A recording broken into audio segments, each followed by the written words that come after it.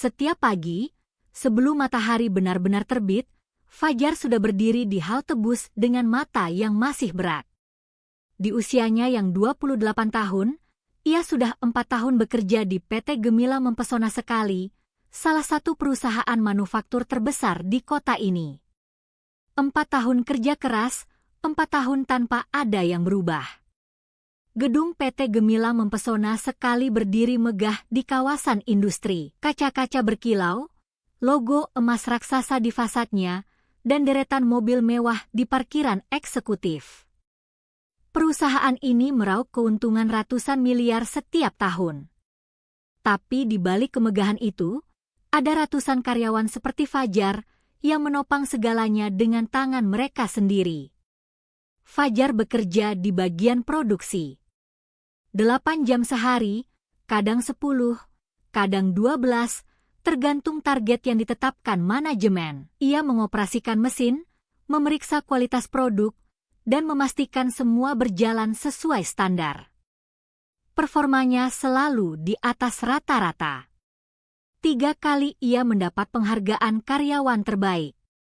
Tapi penghargaan itu hanya berupa piagam kertas dan tepuk tangan, bukan kenaikan gaji. Setiap tanggal 25, Fajar menerima slip gaji yang membuatnya menelan kekecewaan. Gaji pokok yang nyaris tidak berubah dalam 4 tahun. Tidak ada tunjangan kesehatan, tidak ada BPJS yang dibayarkan perusahaan, tidak ada uang lembur yang layak. Fajar menghitung, dengan gajinya, ia hanya bisa bertahan hidup. Bukan hidup, bertahan. Sementara itu, di lantai teratas gedung, Direktur Utama Pak Hartono duduk di kantornya yang luasnya lebih besar dari rumah Fajar. Meja mahoni, kursi kulit, dan pemandangan kota dari jendela kaca. Di pergelangan tangannya, jam Rolex yang harganya setara dengan gaji Fajar selama 3 tahun. 2 dunia yang berbeda, dalam satu gedung yang sama. Fajar bukan satu-satunya yang merasakan ketidakadilan ini. Di kantin pabrik, keluhan sudah menjadi menu harian. Andi, rekan terdekat Fajar, sering mengeluh bahwa ia tidak sanggup membayar biaya rumah sakit anaknya karena tidak ada jaminan kesehatan dari perusahaan. Sari, operator mesin di lini sebelah, belum pernah menerima uang lembur meskipun ia sering bekerja sampai malam. Semua orang merasakan hal yang sama, tapi tidak ada yang berani bicara. Setiap malam, Fajar pulang ke kos kecilnya dan memasak mie instan untuk makan malam. Ia duduk di lantai, menghitung pengeluarannya yang selalu lebih besar dari pemasukan. Sewa kos, makan, transportasi, dan kirim uang ke orang tua di kampung. Tidak ada yang tersisa.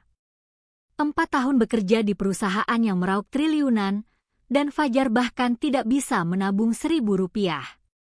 Suatu malam, saat Fajar menonton berita di ponselnya, ia melihat wajah Pak Hartono di layar.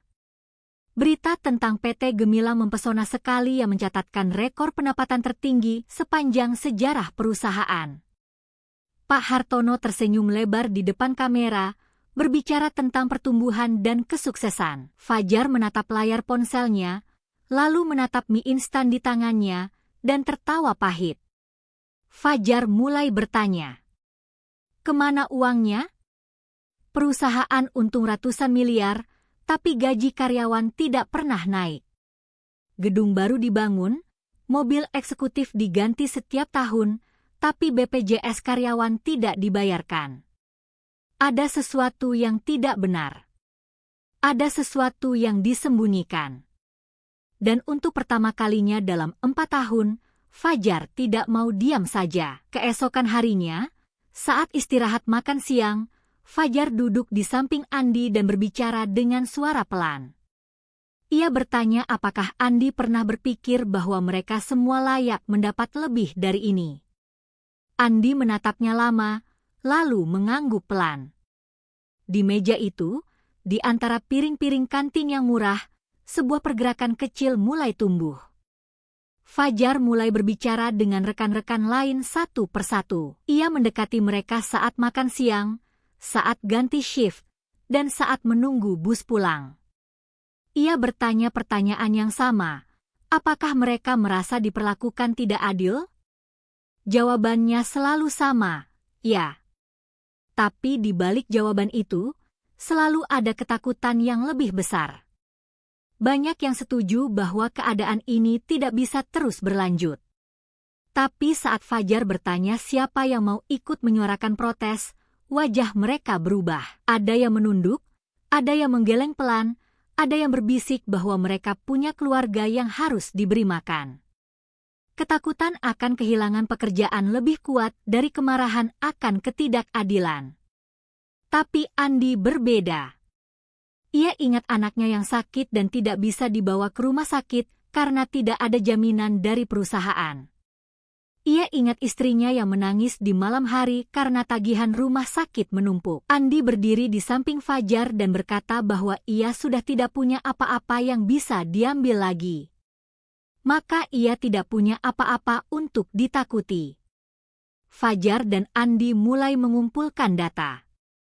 Mereka mencatat gaji setiap karyawan, jam lembur yang tidak dibayar, tunjangan yang dijanjikan tapi tidak pernah diberikan, dan BPJS yang seharusnya ditanggung perusahaan tapi tidak pernah didaftarkan. Angka-angka itu, saat dikumpulkan, membentuk gambaran yang mengerikan. Hasilnya mengejutkan bahkan bagi Fajar sendiri. Pendapatan perusahaan tahun lalu mencapai 800 miliar rupiah. Tapi total anggaran untuk gaji seluruh karyawan, termasuk lembur dan tunjangan, hanya 3% dari angka itu. 3%. Sisanya masuk ke kategori yang mereka sebut biaya operasional dan investasi strategis, dua istilah yang terlalu kabur untuk bisa dipertanggungjawabkan. Fajar mengorganisir pertemuan rahasia pertama. Bukan di dalam pabrik, tapi di warung kopi kecil di ujung jalan, jauh dari pengawasan manajemen. Ia mengundang 20 orang yang ia yakini bisa dipercaya. Yang datang hanya 11, tapi 11 orang yang berani lebih berharga dari 100 orang yang diam. Fajar memaparkan apa yang ia dan Andi temukan. Angka gaji versus pendapatan perusahaan, jam lembur yang tidak dibayar, dan BPJS yang tidak didaftarkan padahal potongan gaji untuk BPJS tetap dilakukan setiap bulan. Uang BPJS dipotong dari gaji mereka, tapi tidak pernah sampai ke BPJS. Saat fakta itu terungkap, wajah-wajah di ruangan itu berubah dari takut menjadi marah. Mereka sepakat untuk membuat surat tuntutan formal yang ditujukan kepada manajemen. Bukan surat kasar atau mengancam, tapi surat yang berisi data, fakta, dan permintaan yang jelas. Kenaikan gaji sesuai UMR, pembayaran lembur sesuai undang-undang, pendaftaran BPJS yang sebenarnya, dan transparansi keuangan perusahaan. Fajar menulisnya dengan tangan sendiri, setiap kata dipilih dengan hati-hati. Langkah berikutnya adalah mengumpulkan tanda tangan. Fajar dan Andi membawa surat itu keliling pabrik, mendekati setiap karyawan yang mereka kenal. Beberapa menandatangani tanpa ragu. Banyak yang menolak, wajah mereka pucat karena takut. Ada yang berkata bahwa mereka mendukung tapi tidak berani menandatangani. Fajar mengerti, dan ia tidak memaksa. Setelah seminggu, Fajar berhasil mengumpulkan 43 tanda tangan dari 300 karyawan. Kurang dari separuh. Tapi cukup, Fajar menatap kertas-kertas itu dan merasakan beratnya di tangannya. 43 orang yang siap mempertaruhkan pekerjaannya demi keadilan. Besok, surat ini akan diserahkan ke manajemen. Dan setelah itu, tidak ada jalan kembali. Pagi itu, Fajar berjalan ke kantor HRD dengan surat tuntutan di tangannya. Jantungnya berdebar, tapi langkahnya tidak goyah. Ia menyerahkan surat itu kepada manajer HRD, dan meminta agar surat ini diteruskan kepada Pak Hartono. Manajer HRD membaca surat itu dengan wajah yang perlahan berubah pucat. Ia menatap Fajar seperti menatap orang yang baru saja menandatangani surat kematiannya sendiri. Tidak sampai 2 jam kemudian, Fajar dipanggil ke lantai eksekutif. Untuk pertama kalinya dalam 4 tahun, ia menginjakan kaki di lantai teratas gedung. Koridor berlapis karpet tebal, dinding dengan lukisan mahal, dan udara yang tercium berbeda dari lantai pabrik. Fajar berjalan melewati semua kemewahan itu dengan mata yang menghitung berapa gaji karyawan yang dihabiskan untuk karpet ini saja. Pak Hartono menunggu Fajar di ruang rapat eksekutif. Ia duduk di kursi kulit di ujung meja panjang, dengan 2 orang dari legal dan 1 orang dari HRD di sisinya. 4 orang berjas mahal menghadapi 1 orang berseragam pabrik lusuh. Pak Hartono melempar surat tuntutan itu ke atas meja dan bertanya dengan suara rendah siapa yang bertanggung jawab atas kekacauan ini. Fajar menjawab dengan tenang bahwa yang bertanggung jawab adalah 43 karyawan yang menandatangani surat itu, dan ratusan lainnya yang merasakan hal yang sama tapi terlalu takut untuk berbicara. Pak Hartono terdiam sejenak, lalu tersenyum. Senyum yang tidak menyentuh matanya. Ia berkata bahwa perusahaan sangat menghargai karyawannya dan bahwa semua tuntutan akan ditinjau. Tapi Fajar tahu, senyum itu bukan janji, itu ancaman. 2 hari kemudian, ancaman dimulai. Supervisor Fajar menerima instruksi untuk memindahkannya ke shift yang paling berat. Jam kerjanya diperpanjang tanpa alasan jelas. Evaluasi kinerjanya yang selalu sempurna tiba-tiba turun menjadi di bawah standar. Fajar tahu ini adalah permainan kotor manajemen, membuat hidupnya sengsara sampai ia menyerah dan mengundurkan diri sendiri. Bukan hanya Fajar. Satu persatu, karyawan yang menandatangani petisi mulai mendapat tekanan. Ada yang dipindahkan ke departemen yang tidak sesuai keahliannya. Ada yang kontraknya tiba-tiba tidak diperpanjang. Ada yang dipanggil HRD untuk wawancara intimidasi di mana mereka ditanya apakah mereka yakin ingin tetap bekerja di sini. Pesan manajemen jelas, melawan berarti kehilangan segalanya. Ketakutan menyebar seperti virus. Dari 43 orang yang menandatangani petisi, 26 menarik dukungan mereka. Mereka datang kepada Fajar satu persatu, dengan wajah malu dan mata berkaca-kaca, meminta maaf dan berkata bahwa mereka tidak sanggup kehilangan pekerjaan. Fajar mengangguk, menelan kekecewaannya, dan berkata bahwa ia mengerti. Ia tidak menyalahkan mereka. Ia menyalahkan sistem yang membuat keberanian menjadi terlalu mahal.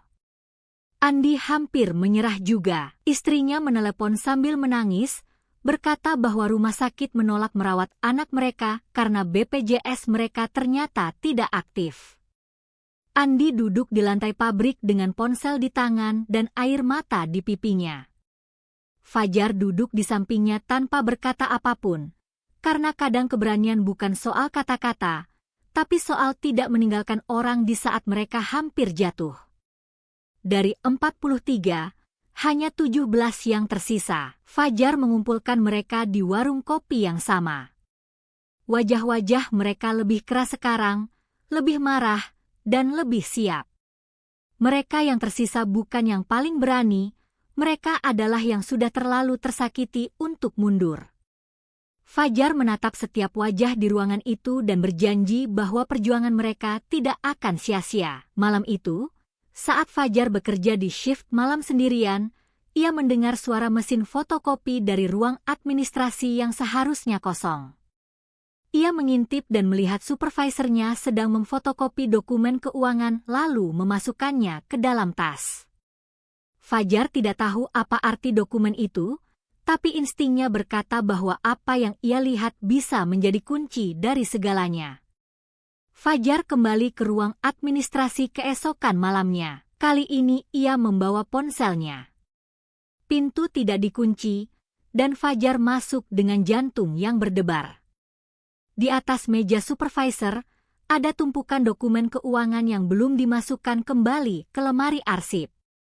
Fajar mulai memotret satu persatu.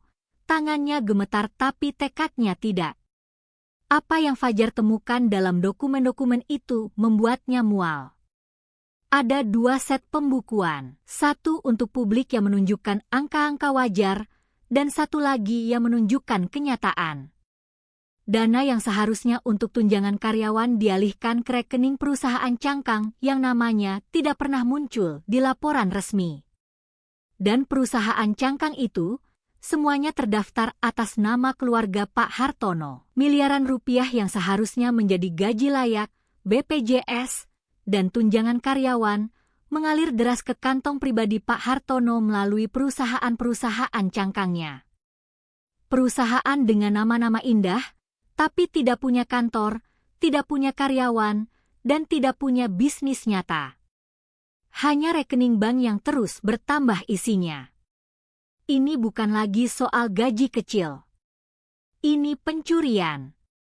Fajar membawa bukti itu ke Andi dan 17 orang yang tersisa. Ia memperlihatkan foto-foto dokumen di ponselnya satu persatu. Ruangan warung kopi itu semakin hening dengan setiap gambar yang ditunjukkan. Saat Fajar selesai, tidak ada yang berbicara selama 1 menit penuh. Lalu seseorang mengepalkan tangan ke meja dan berkata bahwa ini tidak boleh dibiarkan. Satu persatu, yang lain mengangguk. Strategi mereka berubah total. Ini bukan lagi soal memprotes gaji kecil. Ini soal mengungkap penyelewengan dana yang merugikan ratusan karyawan selama bertahun-tahun. Fajar dan kelompoknya tahu bahwa melaporkan ke manajemen tidak ada gunanya, karena manajemen adalah pelakunya. Mereka butuh bantuan dari luar. Fajar menghubungi seorang jurnalis investigasi dari media lokal. Mereka bertemu di tempat yang aman, dan Fajar menyerahkan salinan semua dokumen yang ia foto. Jurnalis itu membaca dokumen-dokumen itu dengan mata yang semakin lebar. Ia berkata bahwa jika ini benar, ini adalah salah satu kasus penyelewengan dana perusahaan terbesar yang pernah ia tangani. Secara bersamaan, Fajar dan kelompoknya juga melaporkan temuan mereka ke Dinas Ketenagakerjaan. Mereka datang bersama-sama, 17 orang berseragam pabrik di kantor pemerintah, membawa bukti-bukti yang telah mereka kumpulkan. Petugas yang menerima laporan mereka awalnya skeptis, tapi saat membaca dokumen-dokumen itu, wajahnya berubah serius. Berita pecah di hari Senin pagi. Judul berita di media online, PT Gemilang mempesona sekali diduga selengkapkan dana miliaran, karyawan tidak sejahtera. Artikel itu merinci semua temuan Fajar, perusahaan cangkang, pembukuan ganda, BPJS yang dipotong tapi tidak didaftarkan, dan gaji yang tidak sesuai UMR. Dalam hitungan jam, berita itu dibagikan ribuan kali. Di lantai eksekutif, kepanikan meledak. Pak Hartono melempar ponselnya ke meja saat membaca berita itu. Ia memanggil tim legal dan memerintahkan mereka untuk menghentikan pemberitaan, membungkam karyawan, dan mencari tahu siapa yang membocorkan informasi. Tapi informasi itu sudah terlalu menyebar. Tidak ada yang bisa membungkam internet. Pak Hartono mencoba melakukan kerusakan terakhir. Ia mengeluarkan surat PHK massal untuk semua karyawan yang namanya ada di petisi, termasuk Fajar. Tapi kali ini, surat PHK itu tidak menimbulkan ketakutan. Kali ini, karyawan-karyawan itu memegang surat PHK mereka dan berjalan keluar pabrik dengan kepala tegak, karena mereka tahu bahwa hukum ada di pihak mereka dan seluruh kota sedang memperhatikan. Berita tentang penyelewengan dana PT Gemilang mempesona sekali menjadi viral di seluruh negeri. Media nasional ikut memberitakan. Warganet marah. Karyawan dari perusahaan lain ikut bersuara di media sosial, berbagi pengalaman serupa mereka sendiri. Apa yang dimulai dari satu orang di kantin pabrik, kini menjadi percakapan nasional tentang hak pekerja. Dinas Ketenagakerjaan mengirim tim audit ke PT Gemilang mempesona sekali. 3 orang auditor datang dengan surat resmi dan wewenang penuh untuk memeriksa seluruh keuangan perusahaan. Pak Hartono mencoba menolak, mengutip privasi perusahaan dan prosedur hukum. Tapi surat perintah dari pemerintah tidak bisa ditolak.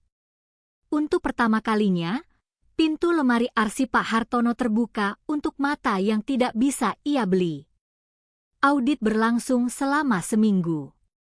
Selama seminggu itu, lantai eksekutif berubah menjadi medan perang dokumen. Auditor membongkar setiap file, memeriksa setiap transaksi, dan mencocokkan setiap angka. Semakin dalam mereka menggali, semakin jelas gambarannya. Penyelewengan ini sudah berlangsung selama lebih dari 5 tahun, melibatkan miliaran rupiah, dan semuanya mengalir ke arah yang sama, keluarga Hartono. Sementara audit berlangsung, karyawan PT Gemilang mempesona sekali yang selama ini dia mulai berani. Mereka yang tidak menandatangani petisi, yang menunduk saat Fajar lewat, yang berbisik di belakang tapi tidak pernah bersuara, kini mulai berbicara. Satu persatu mereka datang ke Dinas Ketenagakerjaan, membawa bukti-bukti mereka sendiri. Ratusan kesaksian mengalir masuk. Andi juga mendapat kabar baik. Setelah berita viral, sebuah rumah sakit menghubungi Andi dan menawarkan perawatan gratis untuk anaknya. Andi menelepon Fajar dengan suara yang tercekat, mengatakan bahwa anaknya akan ditangani. Fajar tersenyum untuk pertama kalinya dalam berminggu-minggu. Kadang, keadilan datang bukan dari sistem, tapi dari kebaikan orang asing yang membaca berita dan memutuskan untuk peduli. Hasil audit resmi diumumkan. Dinas Ketenagakerjaan mengkonfirmasi adanya penyelewengan dana sistematis senilai lebih dari 40 miliar rupiah selama 5 tahun. BPJS karyawan yang dipotong dari gaji tidak pernah didaftarkan. Uang lembur tidak pernah dibayarkan. Gaji jauh di bawah UMR. Dan seluruh surplus dana dialirkan ke 9 perusahaan cangkang yang terdaftar atas nama anggota keluarga Pak Hartono. Pak Hartono mencoba kabur. Ia ditemukan oleh polisi di Bandara Internasional, membawa paspor dan koper berisi uang tunai. Ia ditangkap di tengah terminal keberangkatan, di depan mata puluhan penumpang yang mengenali wajahnya dari berita.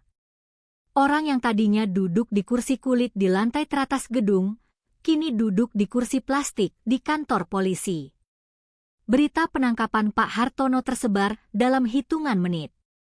Foto-fotonya yang dulu gagah di majalah bisnis, kini tergantikan oleh foto tangannya yang diborgol. Komentar-komentar di media sosial membanjiri, dan di antara ribuan komentar itu, ada satu nama yang terus disebut, Fajar. Karyawan pabrik yang berani membuka suaranya.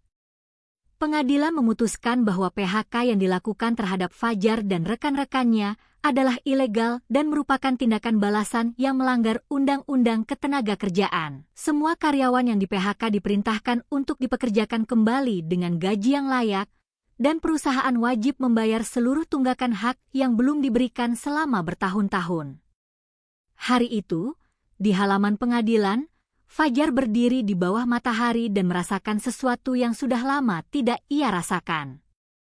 Harapan. Ia menatap teman-temannya yang memeluk satu sama lain, beberapa menangis, beberapa tertawa. 4 tahun ia bekerja dalam diam, butuh satu keputusan untuk berdiri, dan beberapa bulan perjuangan yang hampir menghancurkannya. Tapi hari ini, suara yang selama ini dibungkam, akhirnya terdengar. Manajemen baru ditunjuk untuk memimpin PT Gemilang mempesona sekali. Bukan dari kalangan eksekutif lama, tapi dari profesional independen yang ditunjuk oleh Dewan Direksi baru. Langkah pertama manajemen baru adalah memanggil seluruh karyawan untuk rapat besar di aula pabrik, sesuatu yang tidak pernah terjadi dalam sejarah perusahaan. Manajemen baru mengumumkan perubahan yang sudah lama ditunggu. Gaji seluruh karyawan akan disesuaikan dengan UMR dan standar industri. Selisih gaji yang belum dibayarkan selama bertahun-tahun akan dibayarkan sebagai kompensasi. BPJS akan didaftarkan ulang untuk semua karyawan, dan perusahaan akan menanggung seluruh tunggakan. Aula itu bergemuruh dengan tepuk tangan dan air mata. Fajar menerima slip gaji barunya. Angka yang tertera 2 kali lipat dari gaji lamanya, dan kali ini ada tunjangan kesehatan, uang lembur, dan potongan BPJS yang benar-benar didaftarkan. Ia menatap slip gaji itu lebih lama dari biasanya, bukan karena kecewa, tapi karena ia akhirnya tahu bagaimana rasanya dihargai. Andi berlari ke Fajar di lantai pabrik dengan ponselnya di tangan. BPJS anaknya sudah aktif.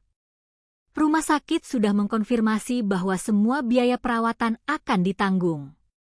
Andi memeluk Fajar di tengah lantai pabrik, dan untuk pertama kalinya, Fajar melihat sahabatnya tersenyum lebar tanpa beban. Perusahaan juga membuat perubahan struktural. Dibentuk serikat pekerja resmi untuk pertama kalinya, dengan Fajar diminta menjadi salah satu pengurusnya. Kotak saran yang dulu hanya hiasan kini benar-benar dibaca.